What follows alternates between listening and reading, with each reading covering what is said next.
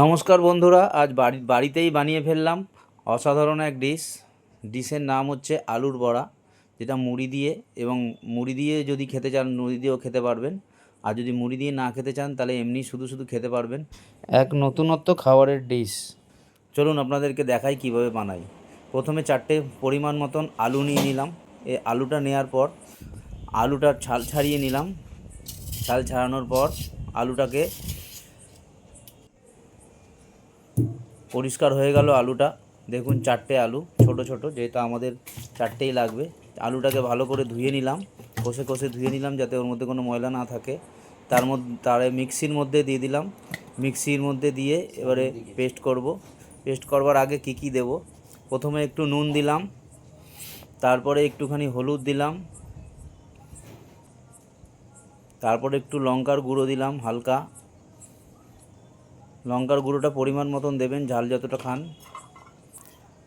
তারপর একটুখানি রসুন দিয়ে দিলাম, কারণ রসুনটা দিলে একটু টেস্টটা ভালো হবে, তাই জন্য রসুনটা দিয়ে দিলাম। রসুনটা দেওয়ার পর একটু লঙ্কা দিয়ে দিলাম, হালকা ঝাল ঝালও হবে। কাঁচা লঙ্কা দিলে একটু টেস্টও বাড়ে, তাই জন্য লঙ্কা দিয়ে দিলাম। কাঁচা লঙ্কা কেটে কেটে দিয়ে দিলাম। তারপরে মিক্সিতে পেস্ট করে নিলাম।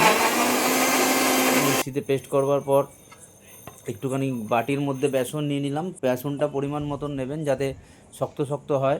এই যে দেখুন, পেস্ট করবার পর এটা ঠিক এরকম দেখতে হবে। তো পেস্টটা আমি বেসনের মধ্যে দিয়ে দিলাম। দেওয়ার পর এবারে এটাকে একটু ভালো করে মাখলাম।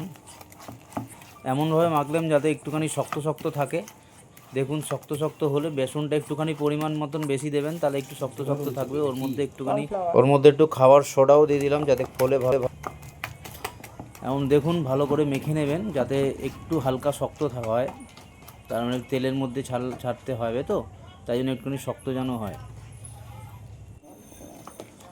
একটু ভালো করে ফাটিয়ে নিতে হবে বেসনটাকে। ফাটিয়ে নেওয়ার পর দেখবেন ওর মধ্যে দানা দানা যেন না থাকে। এবার কড়াইয়ের মধ্যে তেল দিয়ে দিলাম।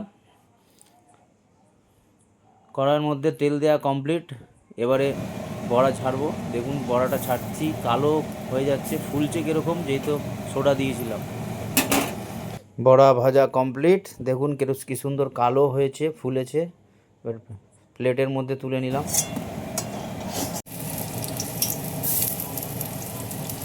আমাদের ডিশ রেডি হয়ে গেছে, প্লেটের মধ্যে সাজানো। সস দিয়ে এবার খাবো।